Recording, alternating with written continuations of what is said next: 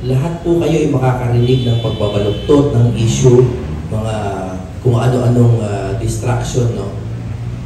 Pero ang simple pong nangyari dito ay hindi po nasunod ang ating constitutional process kung paano magpasa ng budget. Bukod doon, hindi na nasunod ang konstitusyon, meron pang nagkaroon ng falsification. May lumabag na mambabatas sa batas. Kung gusto niya na mag-shutdown, pakiusap ko lang, isang branch lang ng gobyerno ang i-shutdown mo, Mr. Marcos. Yung legislative branch of government, yun lang i-shutdown mo, yun ang isara mo. Dahil malaki ang gastos ng gobyerno taon-taon, wala namang ginagawang mabuti. May tanong from ABS-CBN, Party Attorney Topacio. May we know any update on ex-Congressman Teves exhibition program? Out of topic yata. Pero in general, nasa dili ko po siya. We are awaiting the outcome of an appeal from the order or decision of the Tribunal de Recursos allowing extradition, kasi appealable pa po yan doon sa plenary ng Court of Appeals ng Tribunal de Recursos ng Republic of Timor-Leste. Anyway, as my parting words, at tulad nga ng sinabi ni Speaker, this is a long and lonely fight. Pero alam nyo, aral po ako kay, I don't know if you remember this guy, he was a great man. Si Doy Laurel, he used to be the Vice President of the Republic. At nilalabanan niya noon si Cory Aquino on matters of principle. At ang favorite book niya is The Man from La Mancha. Alam naman si Don Quixote, Jousting at Windmills. At lagi niyang tinuturo yung passage doon na kinagagalitan si Don Quixote. Oo. Ang favorite song pa pala ni Raul Lambino, yung Impossible Dream. Pakantahin mo na nga natin ito ng Impossible Dream. Gawin anthem nitong ating grupo. To dream the impossible dream, to fight the unbeatable foe. To run where the brave dare not go. To right the unrightable wrong. Anyway, may passage doon, kinagagalitan si Don Quixote ng mga kaibigan niya. Sabi niya, why do you keep jousting at windmills? You know, if you joust at windmills, di ba umiikot yung windmill? It can throw you down into the mud. Sabi ni Don Quixote, yes, but sometimes it will lift you up to the stars. So, yun ang aming paniniwala rito. Baka naman hindi sa mud, pag ikot niya, ipatalsing kaming pataas. Salamat po. Parting words, Speaker. Sorry, Congressman. Siguro huli na po si Speaker, no? Ano tayo? Ang aking pong parting words ay simple. Tumikit po tayo sa katwiran. Nananawagan po kami na lahat po ng makakarinig nito mula ngayon, lahat po kayo ay makakarinig ng pagbabaluktot ng issue, mga kung ano-anong distraction, no? Pero ang simple pong nangyari dito ay hindi po nasunod ang ating constitutional process kung paano magpasa ng budget. Bukod doon, hindi na nasunod ang konstitusyon, meron pang nagkaroon ng falsification. May lumabag na mambabatas sa batas. Doon lang po tayo dumikit sa katwiran na yon. Kaya huwag po natin lagyan ng kulay ng politika, hindi political ito. Pinaglalaban po natin ang ating karapatan na magkaroon ng matiwasay na buhay, maunlad na buhay, at yung pera natin ay dapat na pupunta sa atin. Let the criminals answer sa kanilang ginawang krimen sa laban sa ating bayan. Dumikit po tayo sa katwiran. Una-una po nais kong pasalamatan ang lahat po mga narito, mga members ng media, at pasalamatan ko rin ating mga kasamahan po dito, mga abogado, na patuloy pong sumusuporta sa ating advokasya. At sana po ay ang mamamayang Pilipino ay maintindihan po kami. Ang aking pong organisasyon ng Citizens Crime Watch ayaw po namin makisali sa politika. Ayaw po namin mamulitika dito, kundi ang aming pong pinaglalaban dito ay ang karapatan po nating lahat. Pagkat ang nakataya po dito ay ang ating pong bansa, ang ating pong mga mamamayan talagang ang paghihirap po natin talagang napakalaki ng ating nararamdaman sa sitwasyon ngayon, lalo na po sa ekonomiya po natin na ang dami ng mga mamamayan natin na nangangailangan talaga ng tulong. Itong issue na ito sa AKAP, yung marireceive nating 5,000, sa tingin ko hindi man yun makakatulong ng malaki sa pagpapaganda ng buhay ng bawat Pilipino, kundi nakakatulong lang yan, sa totoo lang, sa mga politiko na makapal ang bulsa at makapal ang mukha.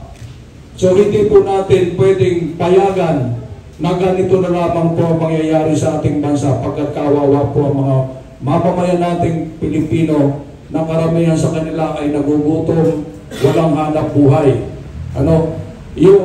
Yung AKAP, ayuda para sa makapos ang kita program. Paano naman yung walang kita? Dapat di ba sila yung priority dito? Yung mga walang kita. Hindi yung kapos, lahat naman tayo kapos ang kita. Pero tayo ba'y nabibigyan? Inamin po nila sa Senate hearing na walang panuntunan na sinunod. Wala rin silang listahan. Kami po sa Citizens Crime Watch, humihingi po kami na i-publish ang lahat ng nabigyan ng benepisyo dito po sa AKAP na ito. Pagkat tayo mismong taong bayan ang mag-audit. Kung ikaw ay talagang nakatanggap, tatanungin ka namin. Pero ang problema, hindi po nila kayang i-publish yan.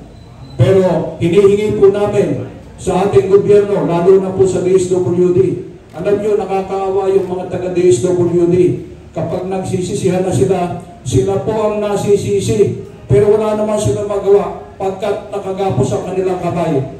Pag nagbigay si Congressman, si Senador ng listahan itong priority mo, wala sila magagawa. Si Mayor ganun din, pagkat sila ay devolved sa local government units, pag nagbigay ng listahan yan, wala silang magagawa kundi sundin. So, sila lagi ang nasisisi. And even sa DPWH, kapag nagkakaroon na ng remalasyon, nagkakaroon na ng aberya, ang nasisisi yung mga empleyado, yung mga taga-DPWH, pero yung mga politiko na nangingialam sa pag-implement ng mga proyekto, sila naman pag-issue na, pag-kontrobersya na, medyo tumatagilid na, medyo na yan, nagtatago na. Ang laging nasisisi, yung mga taga-DPWH na karamihan dyan, mga karir, pero wala silang magawa. Pagkat kapag sila ay nagreklamo, sila naman siguro sa tawag ng sekretary, sabi ni Congressman, palitan mo yan. Sa DSWD ganun din. So nakakaawa po itong mga empleyado natin sa DPWH, empleyado natin sa DSWD, sila po lagi ang nasisisi. Hindi nasisisi yung mga politiko na wala pong inisip na magpakapal ng bulsa. So, sana po maintindihan ninyo ang ginagawa po ng Citizens Crime Watch. Ito po ay laban nating mga Pilipino. At kinakailangan bantayan po natin maigi ang pondo ng ating pumbayan. Mr. Lebot, parting words. Panghuli, gusto ko lang ibalik, naalala ko yung isa sa mga interview kay Pangulong Marcos. Nung tinanong siya ng media, Mr. President, ano hong mangyayari kapag na-invalido ang 2025 budget? In-invalido ng Supreme Court. Ang sagot niya, baka daw ma-shutdown ng gobyerno. Alam niyo, alam naman niya na hindi talaga dahil may tinatawag na reenacted budget. Sa reenacted budget po, sapat na po na magkaroon ng pondo ang gobyerno para lahat ng ahensya ay patuloy pa rin na magbigay serbisyo sa taong bayan. Ngayon, Kung gusto niya na mag-shutdown, pakiusap ko lang, isang branch lang ng gobyerno ang i-shutdown mo, Mr. Marcos. Yung legislative branch of government, yun lang ang i-shutdown mo, yun ang isara mo. Dahil malaki ang gastos ng gobyerno taon-taon, wala namang ginagawang mabuti. Kasama na ako doon. Dahil incoming congressman ako. Pero sa totoo lang, hindi na natin kailangan pa ng maraming batas. Puro batas na lang, hindi na nga kayang ipatupad ng executive branch of government. Siguro mabuti, bumalik muna tayo sa 10 Commandments. Kahit yun lang, hindi pa nga natin matupad. Hindi natin masunod. 10 Commandments. Oh. Bumalik lang tayo doon. Tama na yung Kongreso. Tama na yung mga batas na yan na hindi naman kayang ipatupad. Malaki ang matitipid ng gobyerno at yun, kung yung halagang yun na ginagastos mo sa legislative branch of government, yun na lang gastusin nyo para magkaroon ng malaking pondo yung suporta sa edukasyon, yung suporta sa social services, suporta sa health, yung ating mabigyan ng suporta yung mga ospital ng gobyerno para kung merong magkasakit, kung pwedeng gawin nyo yung ginagawa doon sa Davao del Norte, merong tinatawag na zero billing. Yung zero billing namin doon, kahit sinong magkasakit, paglabas ng ospital, zero ang babayaran, wala kahit piso. Yun po ang pwede kong ipagmalaki doon sa District 1 ng Davao del Norte. Paano nangyari yan? Simple lang. Yung budget ko na tinatawag nilang soft, lahat yan, buong amount, inilalagay ko sa ospital. Download, galing sa DBM, diretso sa Davao Regional Medical Center. At kung merong magkasakit na tao doon sa aking distrito, kahit na sino, lahat ng gagastahin para doon, medisina, doktor, at yung pagtira niya sa ospital, doon na kukunin. Kaya wala siyang babayaran kahit piso. I-focus na lang natin. Maliit lang yung pera ng gobyerno, pero kung gamitin sa tama, malaki ang itutulong sa taong bayan.